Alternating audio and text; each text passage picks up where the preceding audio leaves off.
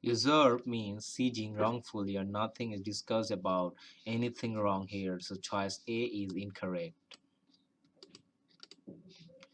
The passage does not deal with any power supply or supply of anything, and so uninterrupted as choice D can be kept out of consideration. So we can eliminate this. Emergency itself denotes anything urgent in EMS, emergency medical service system. So choice B is incorrect regarding the line above.